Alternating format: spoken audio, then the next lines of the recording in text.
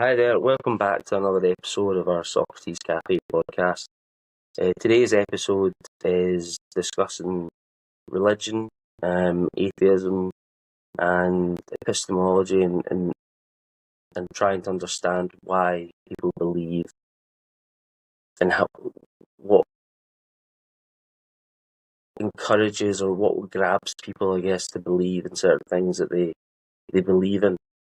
And I've got today a new friend that I just met online. His name's Calvin, and we're going to have a chat about that just now. But first, I just want Calvin to introduce himself and let everybody know his background and what his thoughts are on religion, what his background in religion is, and where he sits today when it comes to these kind of topics.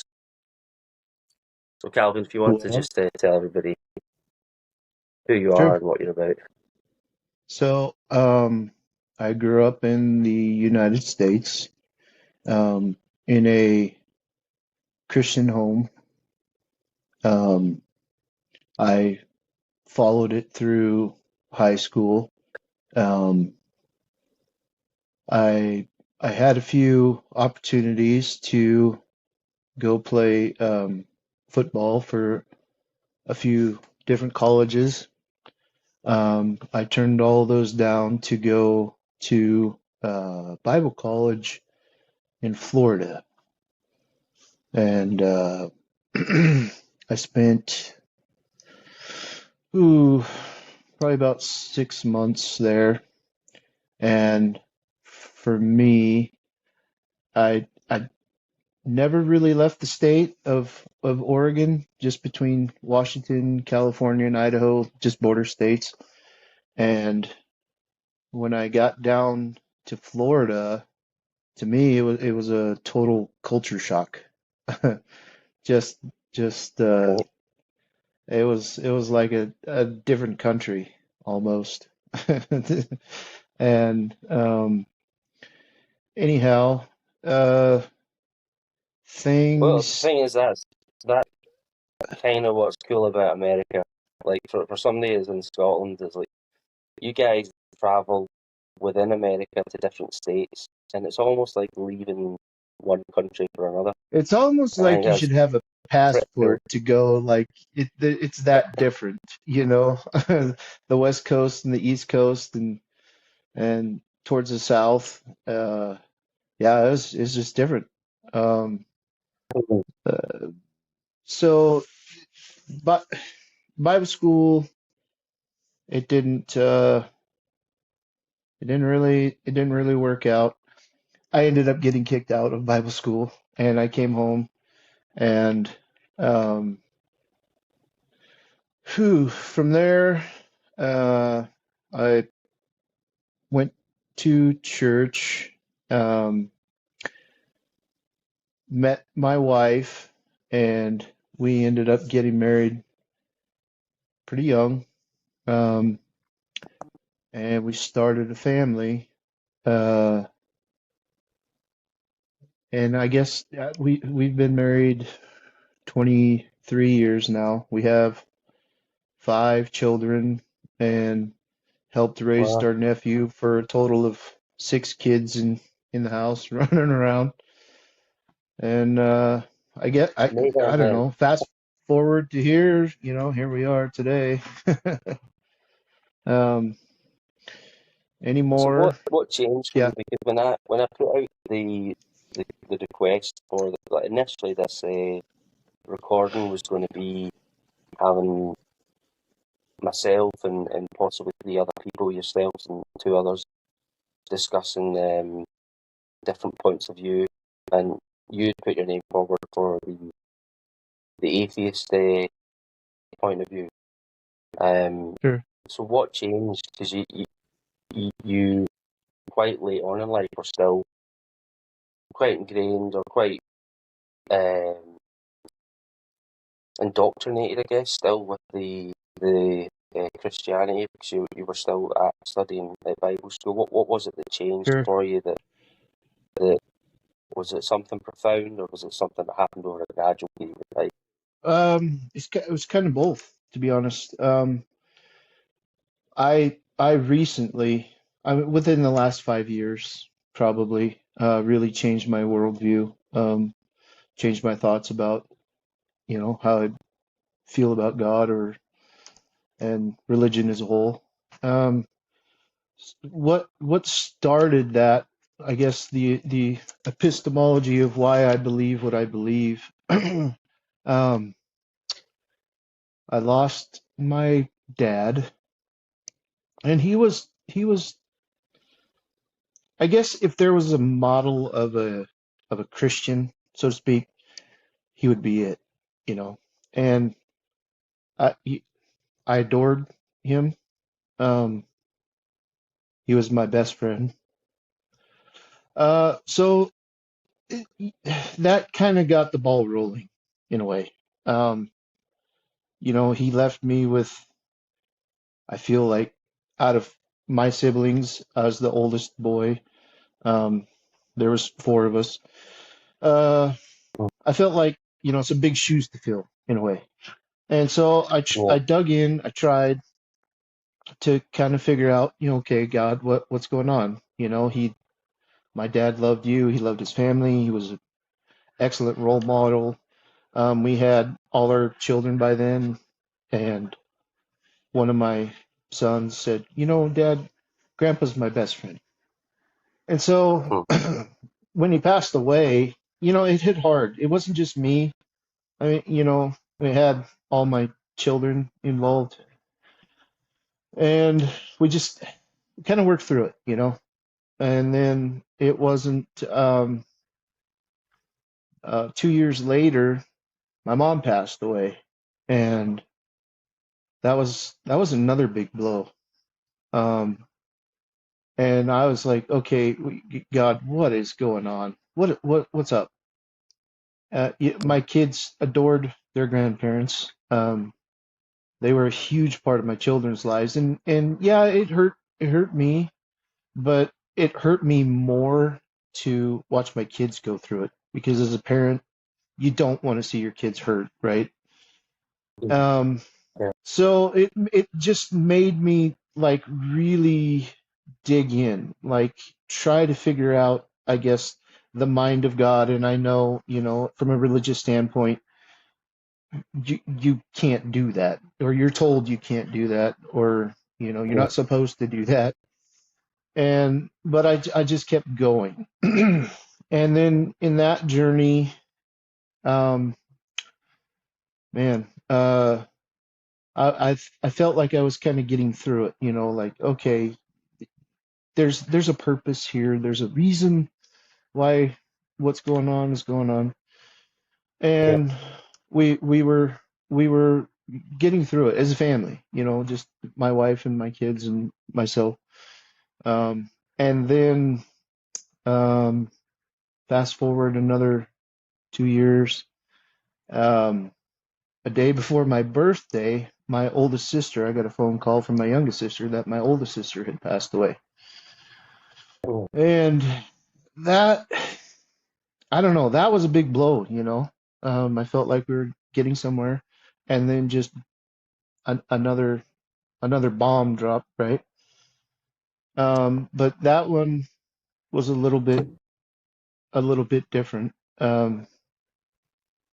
It, we had my oldest sister and I had gotten in an argument um, a little bit before she had passed away, and that part was not uncommon, not unheard of. It was just, siblings, right?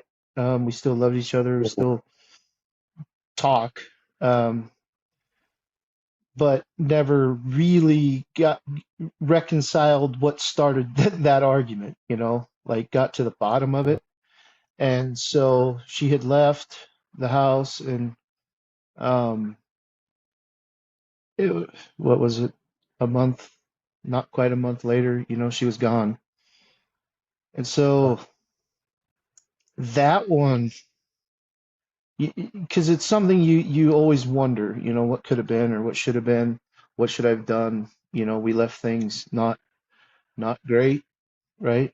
Um, like Yeah. with my parents, I had a little bit of time as they were They had both gotten cancer, and there was some time to really, really sew things up, so to speak.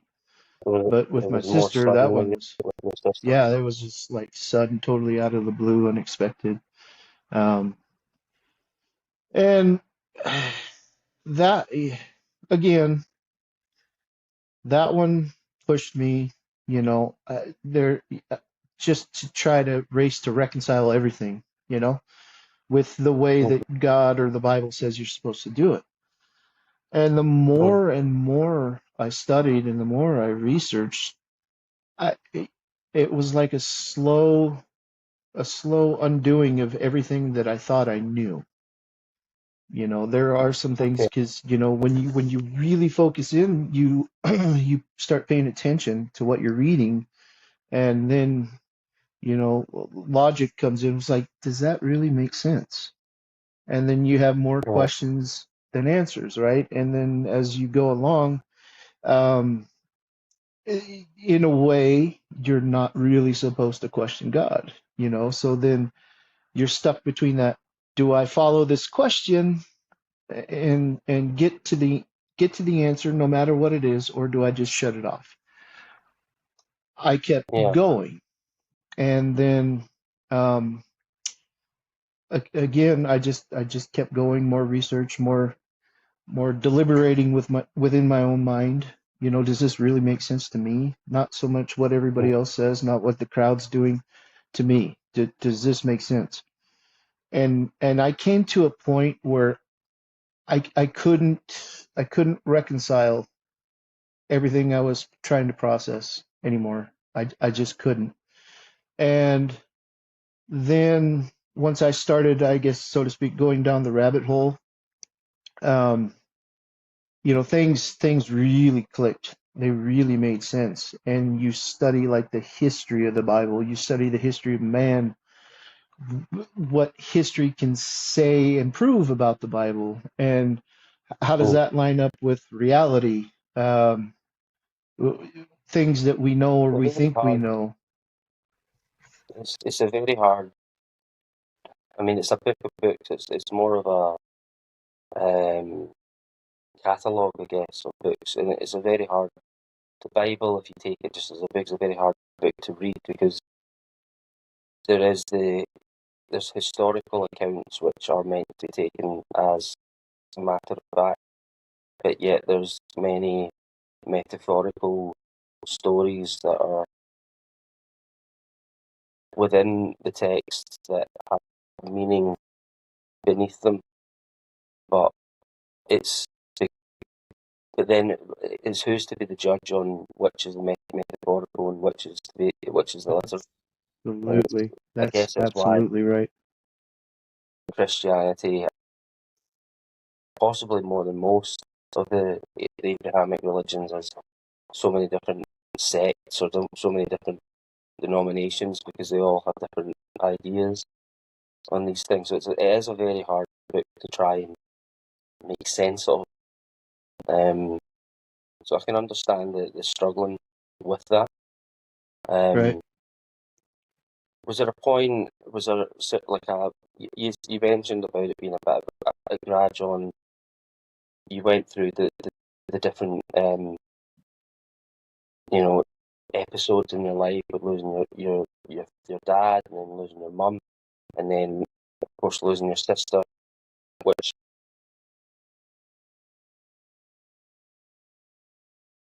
put I guess a bit of a block between what you originally thought about and your ideas of God and the whole ideology and everything around it that you believed. Um, but yet you've now got this interest in about why people believe what they believe. So what where's that led you to? Where are you now? Like what have you?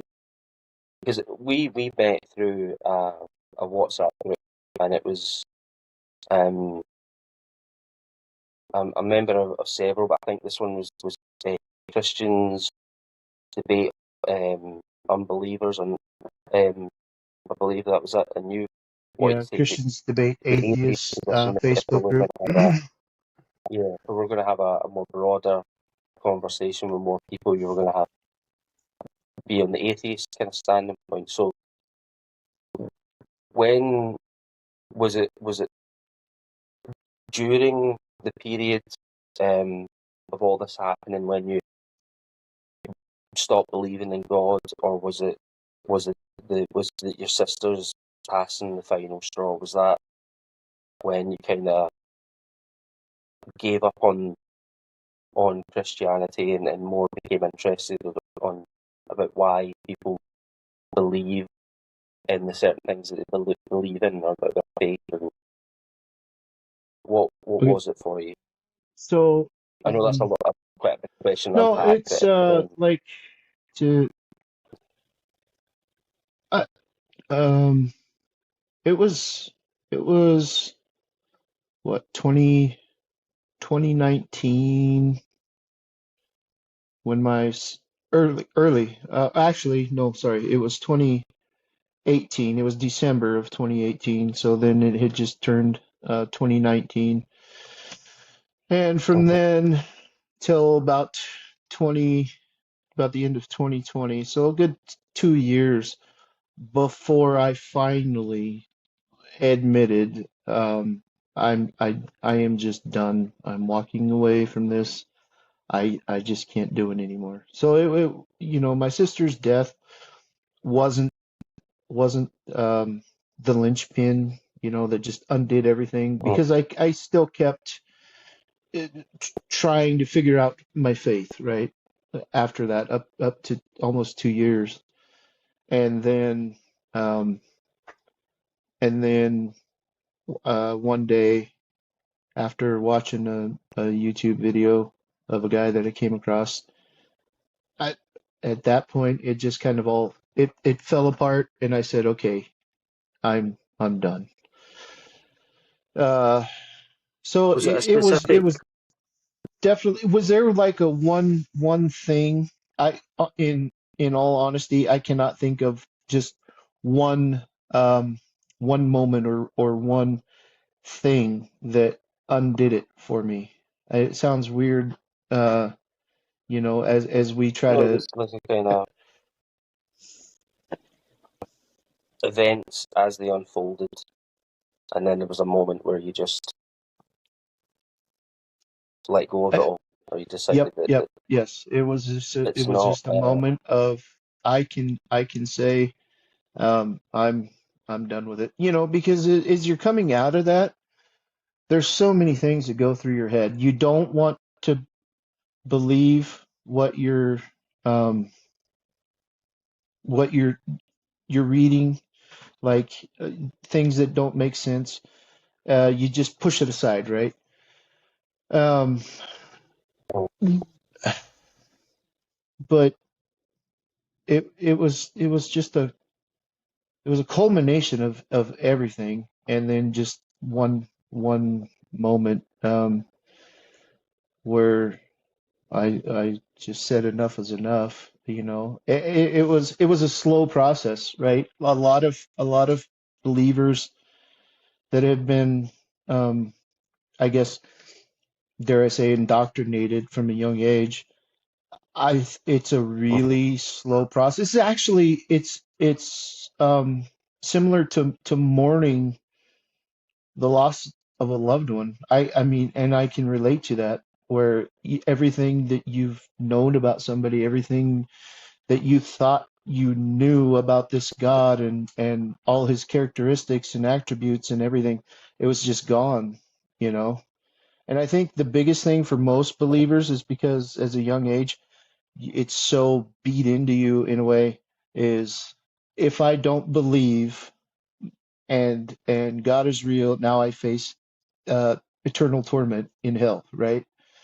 Uh, and and I guess that was the pyramid. That was the pinnacle of where I was no longer afraid of going to hell, and then I knew I was done.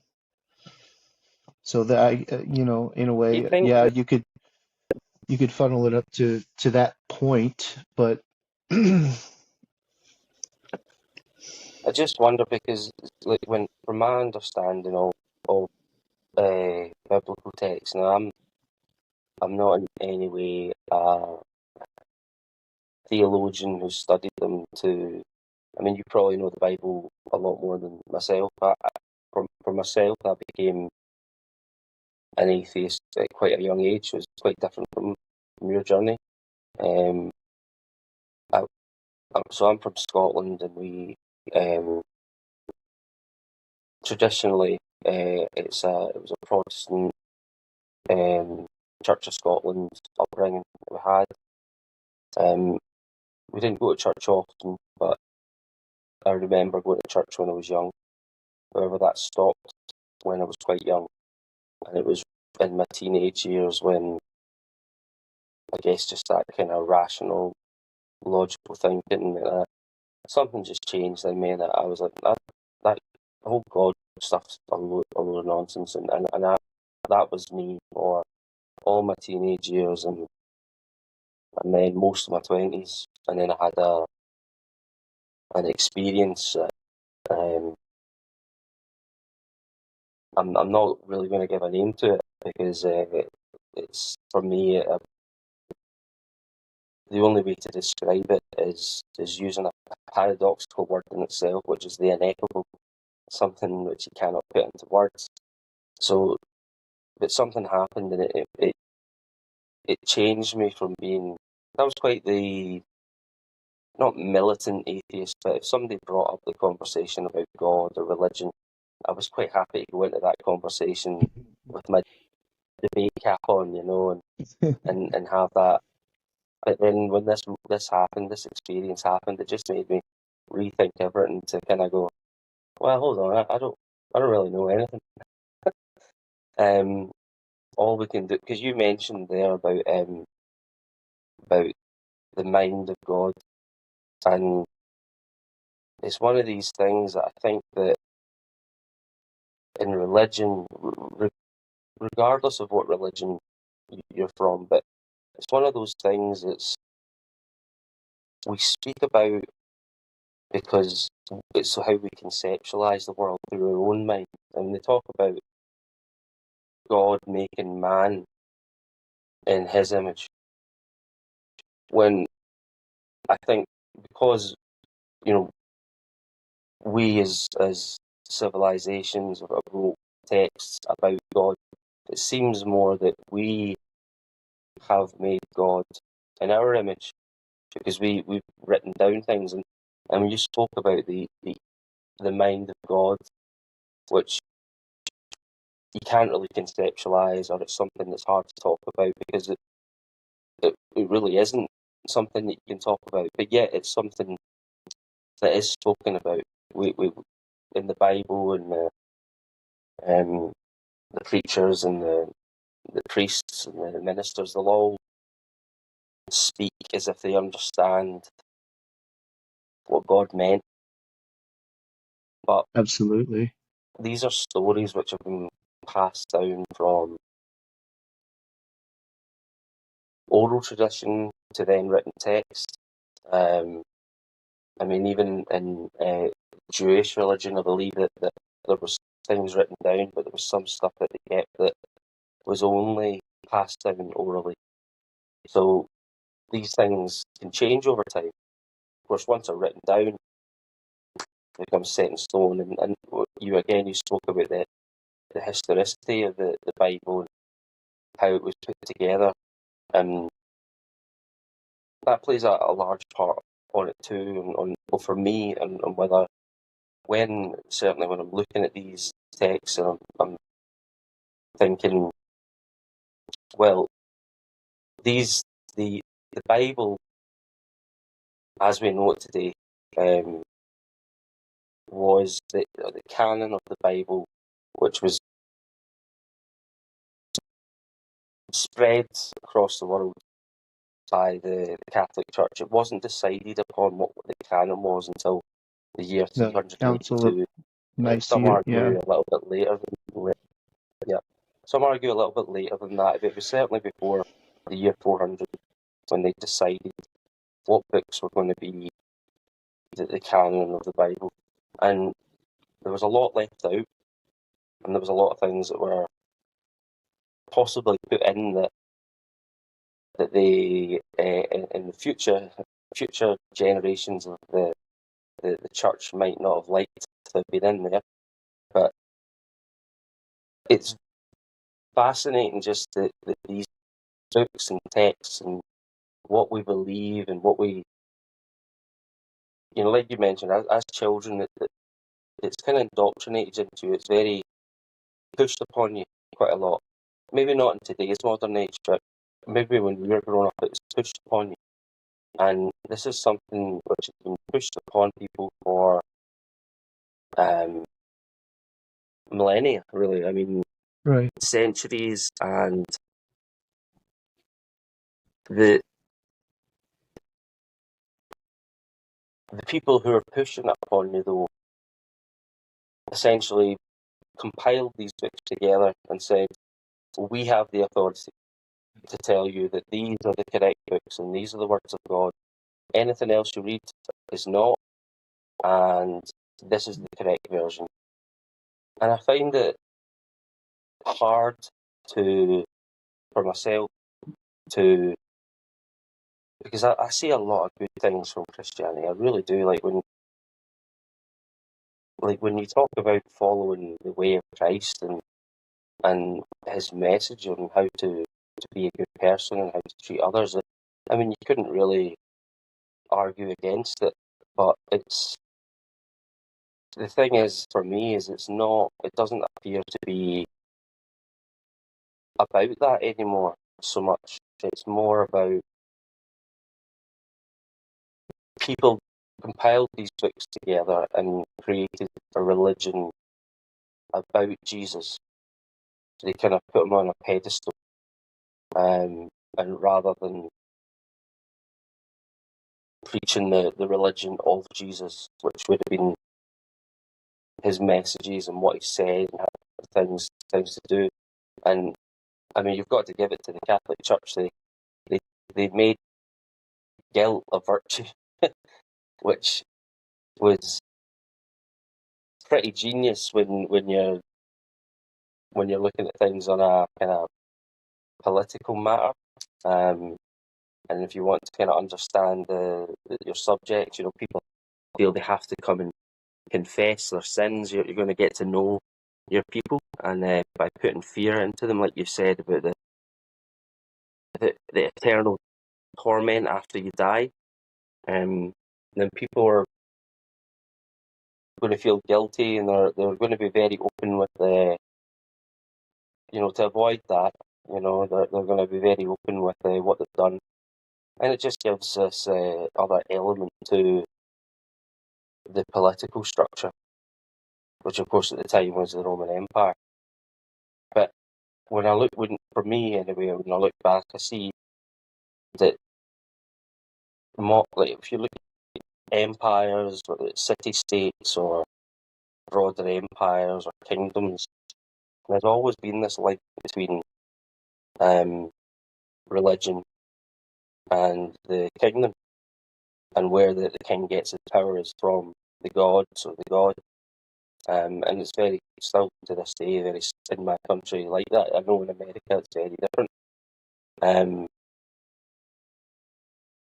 Because you guys, when you started America, when you declared independence, you also made sure there was a split between A religion balance and of the state. power, right? Yeah, and a separation, yeah, of church and state.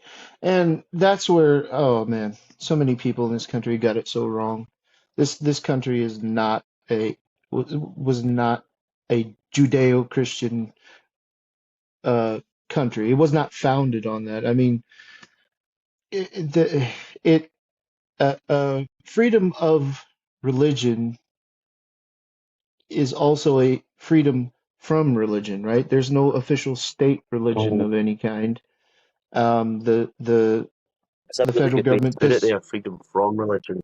yeah, well, the federal government does not recognize any official religion, right? So it what that does by default is allows anybody to practice any religion that they want, because the state can't come in and say, well, you're practicing Islam, you're not allowed to do that. You have to practice Christianity. So what that, by removing that um, stipulation, it makes it free for anybody to practice anything they want, or Mhm. not practice at all.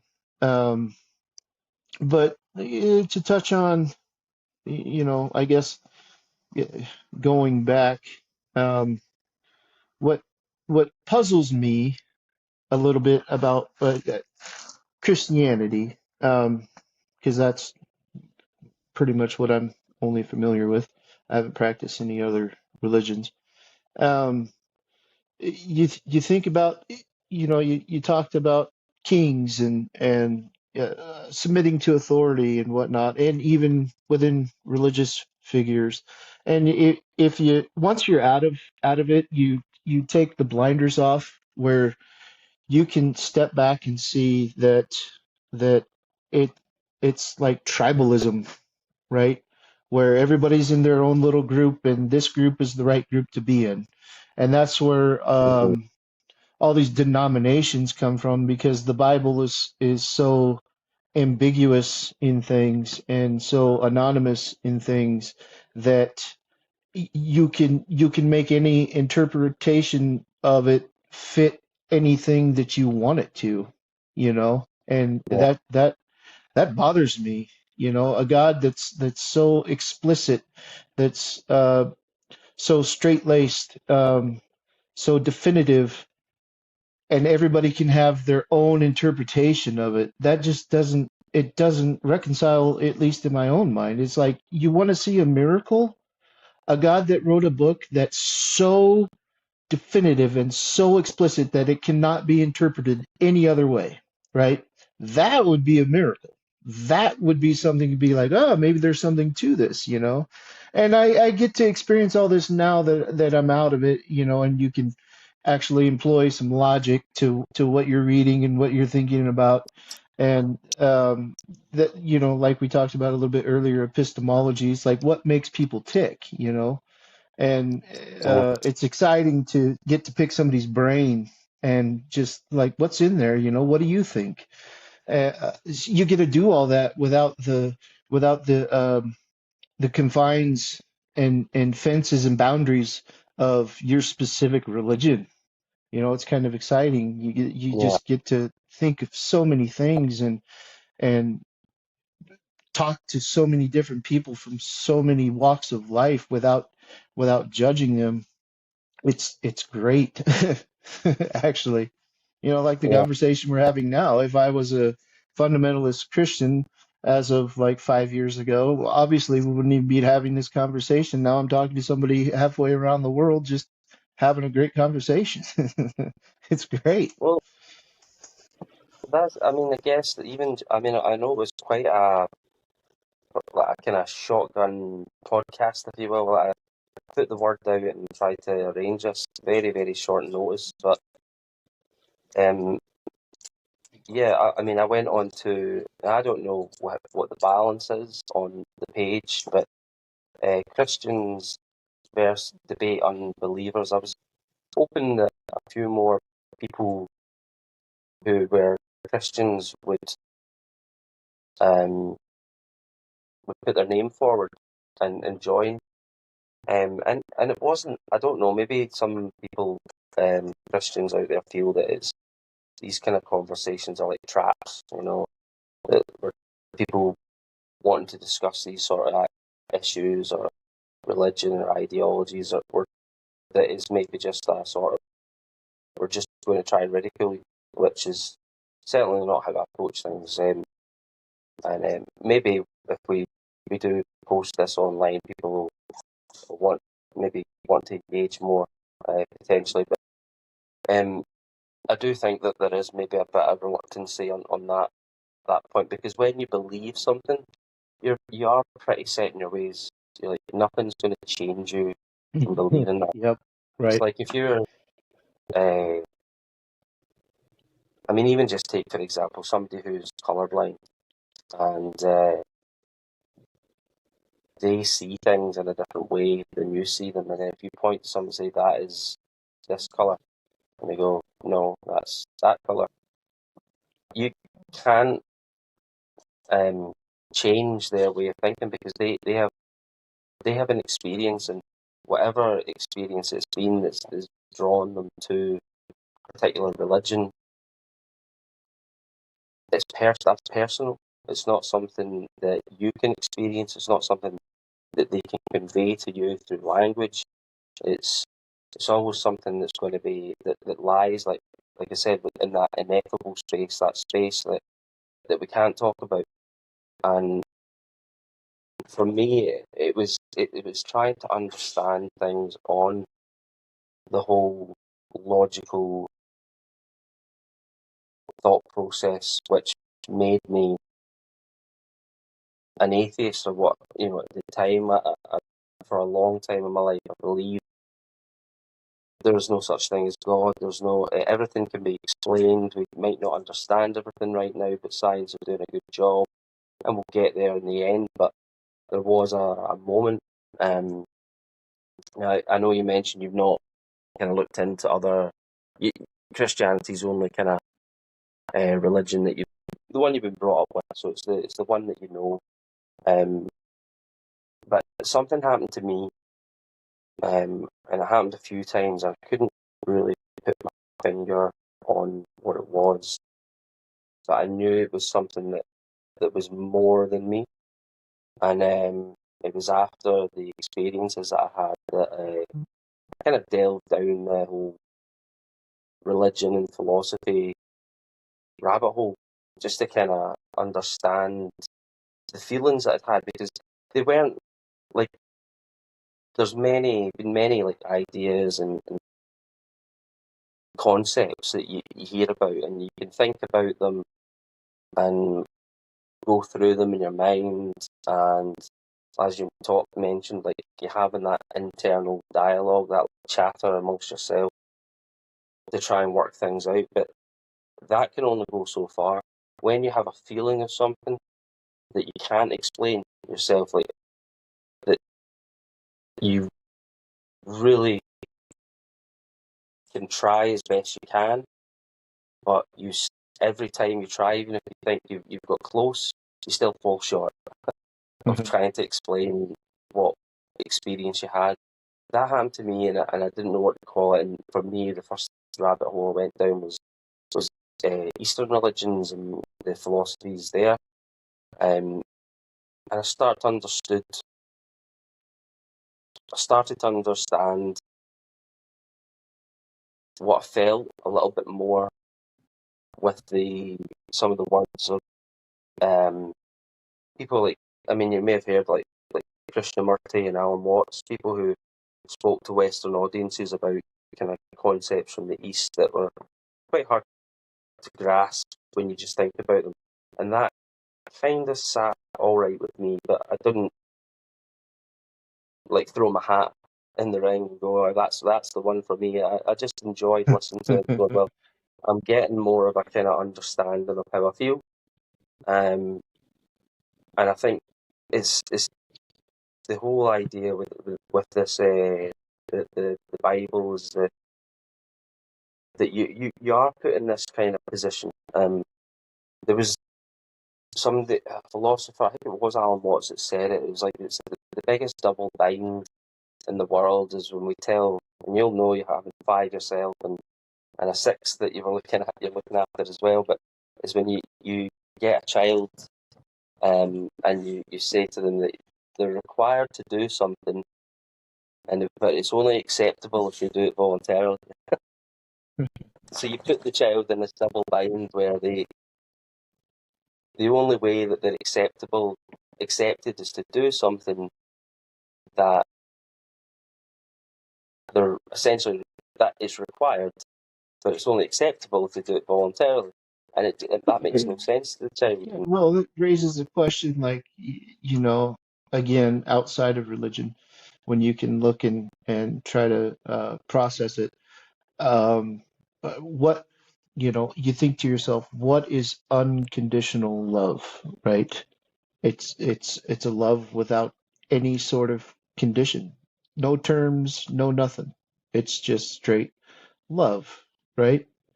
And so there's one end of the spectrum is unconditional love, and now to keep yourself out of hell, you have to love God, right? So if he's all loving Yeah, and there's no conditions on his love, then it doesn't matter what you do.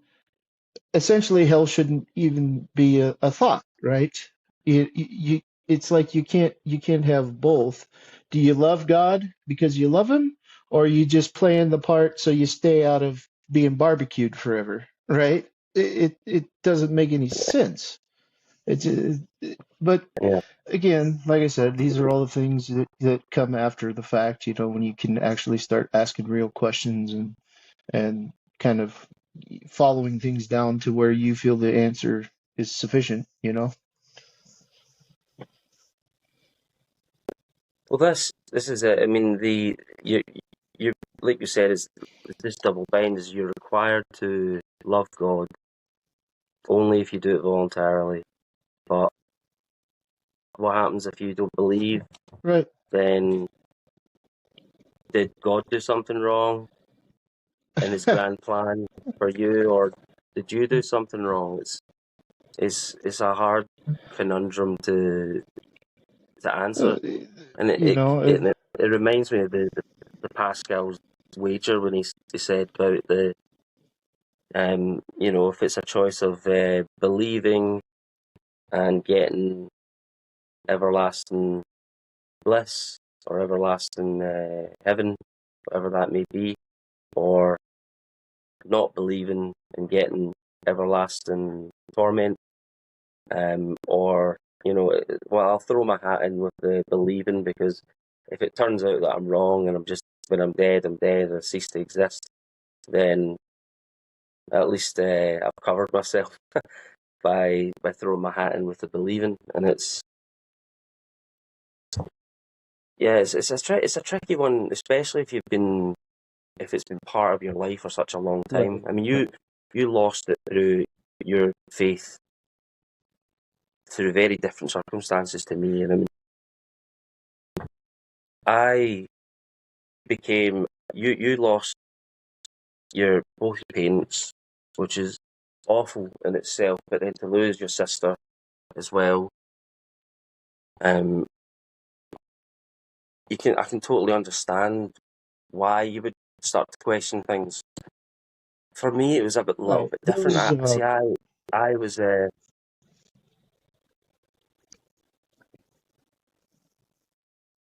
sorry, my dog's just being a little bit of a rascal. I was going to say, for me, it was a little different as um, I had kind of been an atheist, and then something changed in me, and I was looking at like Eastern religions and Eastern philosophies without really throwing my hat into any religion. But then it was actually I lost my brother in 2021, and again it was very sudden, out of the blue, similar to your sister. And for me, after then, that's when I started to question about, is there a God? And I don't know where that. So where, as you're talking about, where the beliefs come from? Why do people believe what they believe? And for me, I started taking a more of an interest into Christianity, um, because prior to that, it was more Eastern philosophy and Eastern religions. And um, yeah, after my brother passed, I guess I looked more into that, and I don't know, I don't know why that happened. Maybe it was because, as I said, I was brought up in a Christian culture and a Christian country. Um, so maybe I was trying to find. I don't know. Again, I'm thinking these questions out loud and trying to answer them at the same time. But maybe there's something of just that deep loss that part of me just didn't want to let go, and maybe believe that there is this sort of afterlife where you can be reunited with your others, like other people in your family and all your loved ones. But yet, Right. from experiences I've had and religions and philosophies that interest me probably the most out of all the religious sort of ideologies would be more that the person, like my brother that I knew was my brother, but the person that we call, like, the concept of ourselves, which is something that develops probably around about the age of 2 or something, because you existed before you had a concept, an idea of who you were, and that evolves over time.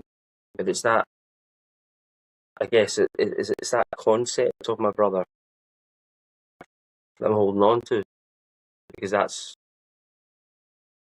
I guess that's how we deal with people. We have our concept of ourselves based off of the people that we interact with, and our concept of others is based off of everything around us, all the people's thoughts on them, what our thoughts are on them, what their thoughts are on themselves, and they all combine together to create, and everybody, you'd ask 10 people about the one single person, and they might all have different ideas about that person. And I wonder, though, if we're talking about something that's ineffable, and being reunited with your loved ones, it's not this concept of my brother that I'm going to be reunited with. It's something higher. So why am I yearning, I guess, for some sort of warmth or some sort of answer, which kind of always seems elusive and always will be. Right. You know, but that's basic human nature. I mean, in one way, it's yeah, it's a a coping mechanism that we as humans, you know, realize we have a concept of death, right? In the animal kingdom, I don't think it's so prevalent, but we do for whatever reason. We have a concept of what death is, and and Mhm. it's a absolute coping mechanism where people you, are able to kind of push that aside. Oh, it's okay for now because we'll make up for it later, forever and ever, and we'll never be separated again, and there will be no more suffering and no more hurt and no more heartache. It's just it's a coping mechanism where you can turn that part of your brain off and just say, I can forego the misery that losing a loved one brings because I know that I'm going to see them later, right? But then again, Mm. man's Like burying, isn't it? It's like putting it to the back of your mind because you're not yeah, ready to deal with it yet, it's just a maybe. natural. People just naturally do that, and then and if you think back in history, uh, it it was just a way to explain things. Like it was an explanation. Like Thor. Thor is a fantastic example of man's explanation for thunder and lightning, right? And once we figured out Mm. um, what causes thunder and lightning, and we can repeat it in a laboratory, and we can demonstrate thunder and lightning, and there's no mysterious God behind it throwing lightning bolts and making sounds. Thor went Yeah. away pretty quickly, right? So it was a man's explanation of before we had science, before we could prove what thunder and lightning was, it was Thor. And Yeah. the Christian God is the same way. Where did we come from? Well, the Christian God, and then they just build these ideas around an explanation of how did we get here, right? And then it's just a snowball of all these other things. And it don't get me wrong, it's comforting. Like I said, I was still a believer all the way through my sister's death, and it was comforting, right? It made you feel better, like, Mm, okay, there's someday, all this will go away, and I get to be with my parents and my sister and my uncle, my dad's oldest brother that died at the same time my dad did. And anyways, it's all going to be okay. So it doesn't matter, right?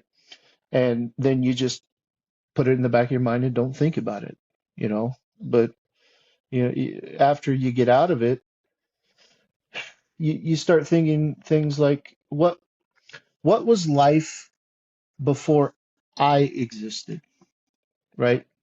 There's no concept. There was mm, nothingness.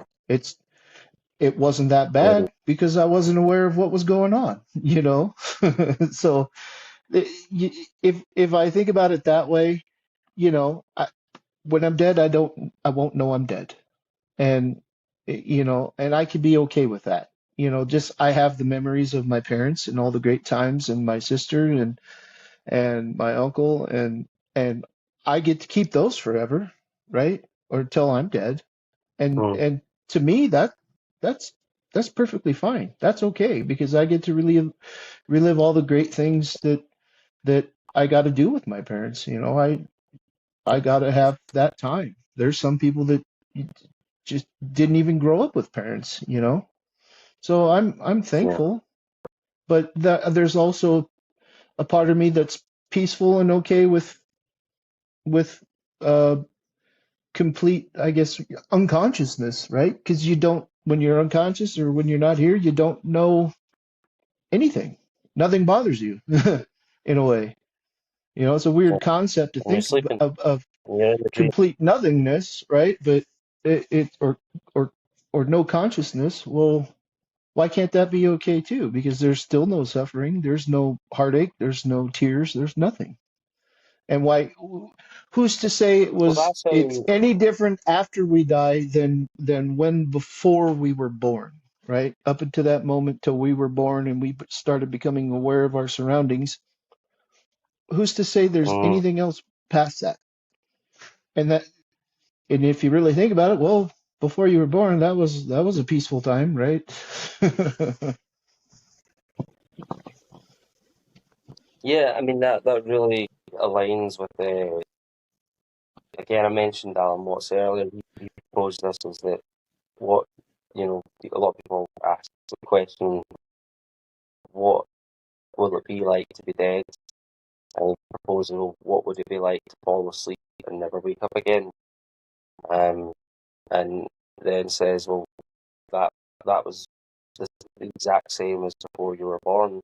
What would it be like to wake up without ever being asleep? And to me, that there is there's peace that comes with that. I don't see that as being a bad thing. I don't. Because one thing I've thought about as well, and I posed this question to some Christians, was that about the everlasting torment and everlasting bliss. And I've thought about, well, what if I don't want it to be everlasting? Then does that not mean that my everlasting bliss defaults to everlasting torment just because of the fact that it's everlasting and I don't want to last forever? I'd quite like my consciousness certainly to be impermanent and not something that's static. Um, and I certainly believe in the world cycles, the molecules and atoms and things, and our bodies decompose, and just like nature, everything's recycled, so everything still kind of continues to live, just in a new form. Um, and in that way, I think that life is eternal. It's just that, as you said, this concept of ourself is the thing that ceases to be. Um, but that isn't truly who we are. We're much more than just an idea in our head, which is essentially a thought. But yeah, I mean, what I'm going to do, actually, I'm going to just stop the recording just now, just because I think there's a limit on 2 hours, which means I'll stop it just now. We can restart it. Hold on.